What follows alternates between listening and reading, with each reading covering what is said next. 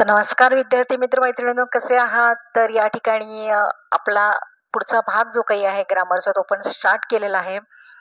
Challenge देऊन सांगते की पुढच्या 10 मिनिटांमध्ये तुम्हाला ग्रामरमधील सगळ्यात महत्त्वाचा टॉपिक तो म्हणजे टेन्स हा शिकवल्याशिवाय सोडणार नाही. तुम्ही म्हणाल चार्ट जो काही आहे तो तुम्ही लिहून ठेवलेला आहे, पण अगदी बेसिक गोष्टी सुद्धा आम्हाला माहिती नाहीत. मग त्या आम्ही कशा करायच्या, काय ओळखायच्या? पण काळजी करू नका. प्लीज चॅनलवरती नवीन असाल तर चॅनलला सबस्क्राईब करून ठेवा, जेणेकरून अशाच नवनवीन व्हिडिओचे नोटिफिकेशन तुम्हाला वेळोवेळी मिळत राहतील. तर या ठिकाणी बघा की हा जो टेन्सचा क्वेश्चन आहे, मी पुन्हा सांगते, अगदी बेसिक ते ॲडव्हान्स प्रत्येकासाठीच हा नियम आहे आणि प्रश्नांचं स्वरूप सुद्धा हेच असतं. प्रश्न विचारत असताना बोर्डाच्या परीक्षेला असू देत, कॉम्पिटेटिव्ह एक्झाम असू देत, शाळेतल्या असतील, कॉलेजच्या असतील, रेग्युलर एक्झाम असतील, यामध्ये विचारत असताना 2 स्ट्रॅटेजी वापरल्या जातात. ती म्हणजे एखादं दिलेलं सेंटेन्स हे कोणत्या काळातलं आहे हे ओळखायला सांगितलं जातं, ही एक पद्धत आहे. आणि दुसरी पद्धत अशी आहे की एखादं दिलेलं सेंटेन्स हे कुठल्या तरी एका काळामध्ये कन्वर्ट करायला सांगितलं जातं. हे लक्षात घ्या, ठीक आहे?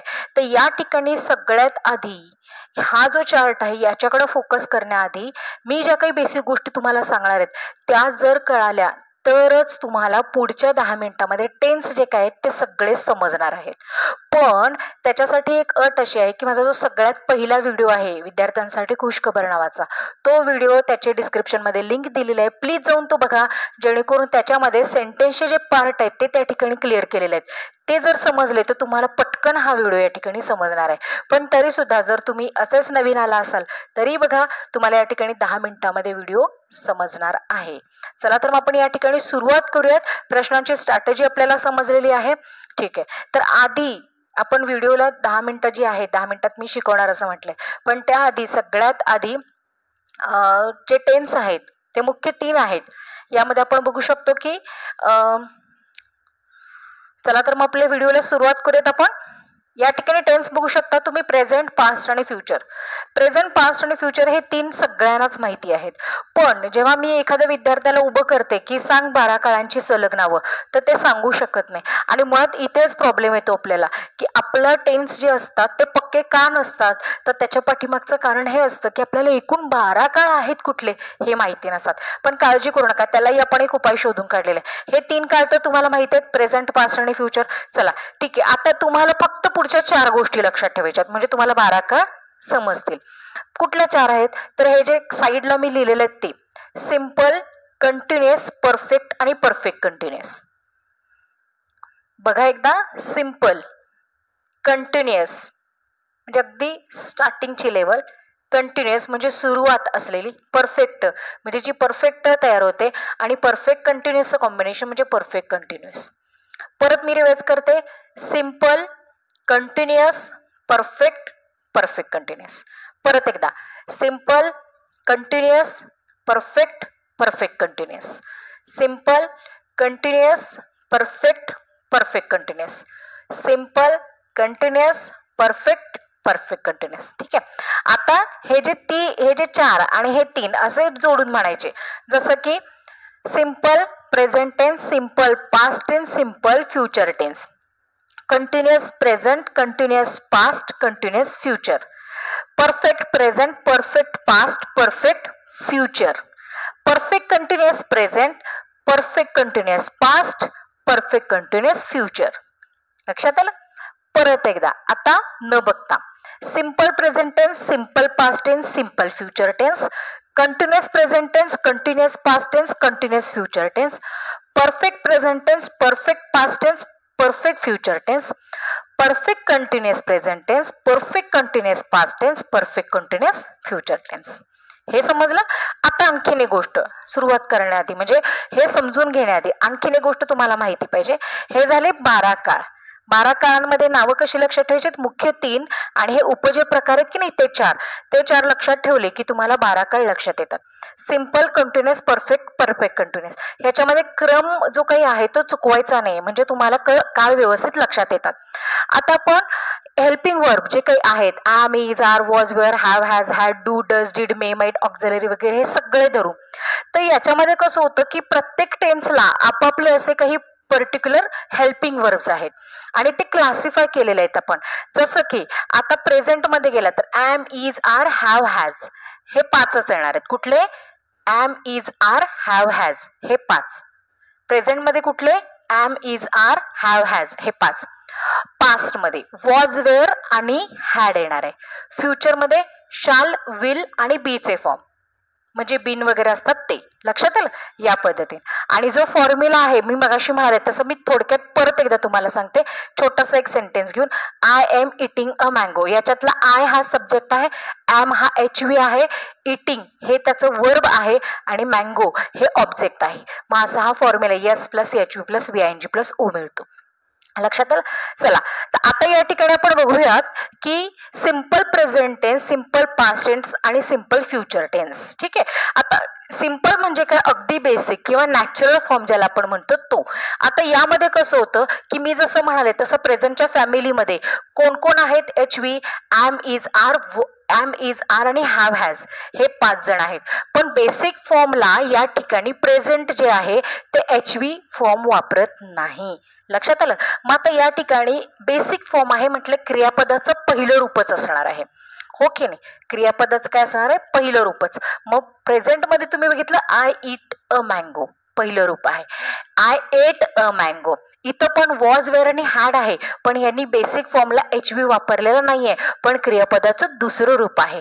आणि फ्युचरमध्ये गेला तर आय शाल ईट अ मँगो म्हणजे इथं या ठिकाणी बेसिक फॉर्म तर आहेच आहे म्हणजे बेसिक फॉर्म आहे पण यांनी काय केलेलं आहे की हेल्पिंग वर्ब जे आहे शाल आणि विल ते वापरलेलं आहे. त्यापैकी कोणीतरी एक वापरलेलं आहे आणि क्रियापदाचं मूळ रूप आहे. लक्षात आलं? म्हणजे सिंपलचा फॉर्म्युला आपल्याला काय मिळतो की क्रियापदाचं पहिलं रूप असेल तर ते सिंपल आहे. पण ते कुठलं सिंपल आहे? प्रेझेंट आहे, पास्ट आहे का फ्युचर आहे हे कसं कळायचं?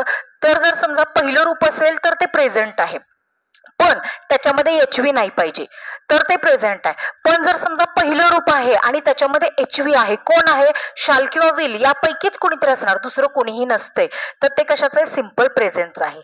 समजा क्रियापदाचं दुसरं रूप आहे आणि त्याच्यामध्ये हेल्पिंग वर्ब नाहीये तर ते सिंपल आहे पण पास्ट आहे. म्हणजे या तिघांच्या मध्ये एक गोष्ट कॉमन काय आहे? तर याच्यामध्ये या दोघांच्या मध्ये एक गोष्ट कॉमन काय आहे की क्रियापद जे हेल्पिंग वर्ब आहेत ते वापरलेले नाहीत. इथं क्रियापदाचं पहिलं रूप आहे, इथं दुसरं रूप आहे. हा डिफरन्स आहे याच्यामध्ये. आणि या दोघांच्या मध्ये काय या ठिकाणी सेम आहे प्रेझेंटमध्ये आणि फ्युचरमध्ये? तर क्रियापदाचं पहिलं रूपच आहे पण डिफरन्स काय आहे? तर सहाय्यकारी क्रियापद ज्याला हेल्पिंग वर्ब म्हणतो तो प्रेझेंटमध्ये वापरलेला नाही आणि फ्युचरमध्ये वापरलेला आहे. समजलं? आता कंटिन्युअसमध्ये गेल्यानंतर तुम्ही तिघांचंही कंटिन्युअस बघा, प्रेझेंट बघा, पास्ट बघा आणि फ्युचर बघा. तिघांमध्ये सुद्धा क्रियापदाला ING फॉर्म लागलेला आहे. फॉर्म लागलेला आहे. मग आता चेंजेस कुठे आहेत? तर चेंजेस आहेत, डिफरन्स फक्त याच्यामध्ये आहे, जो HV आहे तो बदललेला आहे. जसं की आय एम म्हणजे यांनी ॲम, इज, आर यापैकी पहिले 3 वापरले, हॅव, हॅज नंतर बघायचंय. कळलं? तसं वॉज, वेअर आणि हॅड मध्ये वॉज, वेअर हे पहिला वापरलेत म्हणजे आत्ता वापरलेत आणि हॅड नंतर आहे. कळलं? मग आता इथं ॲम, आय एम मग याच्यामध्ये ॲम, इज, आर यापैकी कुणी आणि ING असेल तर ते प्रेझेंट कंटिन्युअस आहे. आता वॉज मध्ये पण I was eating a mango याच्यामध्ये काय असणार आहे? वॉज, वेअर किंवा ING असेल तर ते कंटिन्युअस पास्ट आहे. आणि आता या फ्युचरनी काय आगोपणा केलेला आहे की ऑलरेडी यानं शाल आणि विलची रूपं वापरून ठेवलेली आहेत तर मग आता याला परत कोण देणार? मग याच्यासाठी त्यांनी काय केलं? बीचा सहारा घेतला. म्हणजे या ठिकाणी I shall be eating a mango. लक्षात आलं? शाल बी किंवा विल बी आणि ING असेल तर. मग आता कंटिन्युअस मध्ये म्हणजे एखादं वाक्य रेकग्नाइज करायला आलं, फाइंड आउट करायला सांगितलं तर त्याच्यामध्ये क्रियापदाचं रूप बघायचं. कधी पण एक ट्रिक सांगते तुम्हाला, जेव्हा एक्झाम मध्ये वाक्य कोणत्या काळातलं आहे हे ओळखायला सांगितलं जातं तेव्हा त्याच्या क्रियापदाचं रूप बघायचं. जर ING असेल तर ते कंटिन्युअस आहे पण कोणतं कंटिन्युअस आहे? प्रेझेंट आहे, पास्ट आहे का फ्युचर आहे? प्रेझेंटमध्ये ॲम, इज, आर यापैकी कुणीतरी असतं, पास्टमध्ये वॉज, वेअर यापैकी कुणीतरी असतं आणि फ्युचरमध्ये शाल बी किंवा विल बी हे असतं. म्हणून मी सुरुवातीला सांगितलं की त्याची प्रॉपर्टी नेमकी कुठली आहे HVची ती बघा. प्रेझेंटची प्रॉपर्टी कुठली आहे? ॲम, इज, आर आणि shall have am, is, are आणि ॲम, इज, आर आणि हॅव, हॅज आहे. पास्टची कुठली आहे?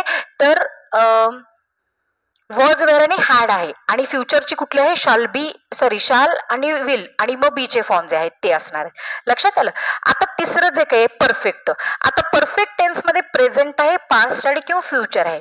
या तिघांच्या मध्ये एक गोष्ट परत कॉमन येते, ती कुठली आहे तर क्रियापदाचं असणारं तिसरं रूप V3 फॉर्म वापरलेला आहे.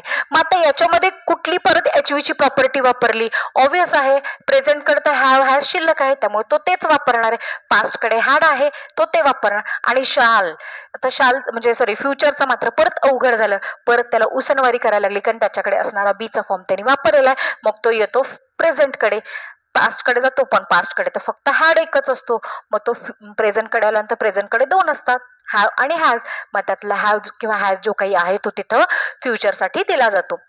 लक्षात आला. हा गंमत आहे पण मी एक समजण्यासाठी हे सांगते तुम्हाला की याच्यामध्ये क्रियापदाचं तिसरं रूप असेल तर ते समजायचं परफेक्टच आहे, तिसरं रूप आहे परफेक्ट आहे, किंवा बनवायला सांगितलं तर तिसरं रूप घ्यायचंय. पण ते प्रेझेंट आहे, पास्ट आहे, फ्युचर आहे हे बघायला पाहिजे. मग प्रेझेंट असेल तर या ठिकाणी हॅव हॅज असतं, पास्ट असेल तर हॅड असतं आणि फ्युचर असेल तर या ठिकाणी शाल हॅव किंवा विल हॅव असं असतं. समजलं. आता इथं मेन ट्विस्ट आहे लास्टला, कंटिन्युअस परफेक्ट कंटिन्युअसला. परफेक्ट कंटिन्युअस मध्ये पण परत क्रियापदाला ING असतं. म्हणजे गंमत बघा कशी आहे की या ठिकाणी मी मगाशी म्हणाल तसं कंटिन्युअसला ING असतं, पण हो म्हणून तर विद्यार्थ्यांचं चुकतं ना. काय चुकतं सांगते बघा.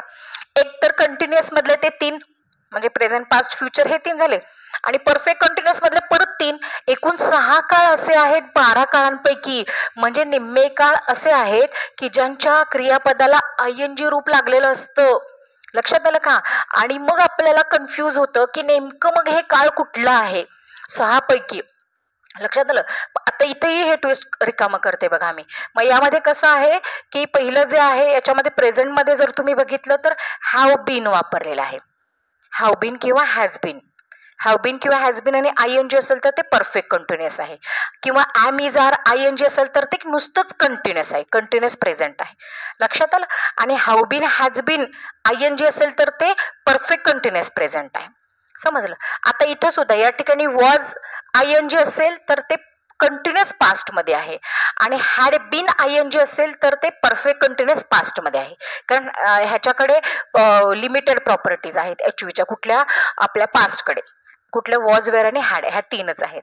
ओके नाही. आणि तसं बघायला गेलं तर ह्याच्याकडे 5 आहेत, तसं काही फार अवघड नाही आहे. आणि फ्युचरकडे गेलात तर फ्युचरकडे मग अशीच आपण बघितलं ING आहे, शाल हॅव बीन किंवा विल हॅव बीन. ING असेल तर ते परफेक्ट कंटिन्युअस मध्ये आहे. आणि नुसतंच या ठिकाणी तुम्ही बघू शकता की जर समजा शाल बी ING किंवा विल बी ING असेल तर ते कंटिन्युअस फ्युचरचं आहे. समजलं. याच्यामध्ये डिफरन्शिएट आपल्याला करता यायला पाहिजे, सिमिलॅरिटी काय आहे, सारखेपणा काय आहे हे कळायला पाहिजे. 12 काळांची नावं जी आहेत ती मी परत रिपीट करते. एकूण 3 काळ आहेत, प्रेझेंट, पास्ट आणि फ्युचर. त्याच्यामध्ये 4 उपप्रकार आहेत, सिम्पल, कंटिन्युअस, परफेक्ट आणि perfect continuous. Simple present tense, simple past tense, simple future tense, continuous present tense, continuous past tense, continuous future tense, perfect present tense, perfect past tense, perfect future tense, perfect continuous present tense, perfect continuous past tense, perfect continuous future tense. ठीक आहे. आता याच्यामध्ये तुम्ही formula हा लिहून घेणार असाल तर स्क्रीनशॉट सुद्धा काढून घेऊ शकता, किंवा मग या ठिकाणी तुम्ही लक्षात ठेवू शकता की सिम्पल म्हणजे बेसिक फॉर्म आहे. बेसिक फॉर्म मध्ये प्रेझेंट आणि पास्ट मध्ये कुठलाही HV वापरलेला नाहीये आणि फ्युचर मध्ये मात्र HV वापरलेला आहे, शाल किंवा विल यापैकी. क्रियापदाची रूप जी आहेत ती प्रेझेंट मध्ये आणि फ्युचर मध्ये सारखी आहेत, म्हणजे क्रियापदाचं पहिलं रूपच आहे आणि पास्ट मध्ये मात्र दुसरं रूप वापरलेलं आहे. त्याच्यानंतर कंटिन्युअस मध्ये बघा, कंटिन्युअस मध्ये आणि परफेक्ट कंटिन्युअस मध्ये एक गोष्ट सारखी आहे, ती म्हणजे क्रियापदास ING रूप. पण त्या ठिकाणी वापरलेला जो हेल्पिंग वर्ब आहे त्याच्यावर मात्र आपल्याला कळू शकतं की एक्झॅक्टली या ठिकाणी प्रत्येक काळामध्ये 2-2 जण आहेत. प्रत्येक काळामध्ये ING ची 2-2 रूप. पण ING मग त्याच्यामध्ये HV जो आहे त्याच्यावरून आपल्याला कळतं की ते एक्झॅक्टली कोणत्या उपप्रकारामध्ये येतं. जर समजा ॲम इज आर ING असेल तर ते कंटिन्युअस प्रेझेंट मध्ये, किंवा हॅव बीन हॅज बीन मध्ये ING असेल तर तो येणार परफेक्ट कंटिन्युअस प्रेझेंट मध्ये. समजा या ठिकाणी वॉज ING असेल तर ते कंटिन्युअस पास्ट मध्ये येणार आणि या ठिकाणी हॅड बीन ING असेल तर या ठिकाणी परफेक्ट कंटिन्युअस पास्ट मध्ये येणार.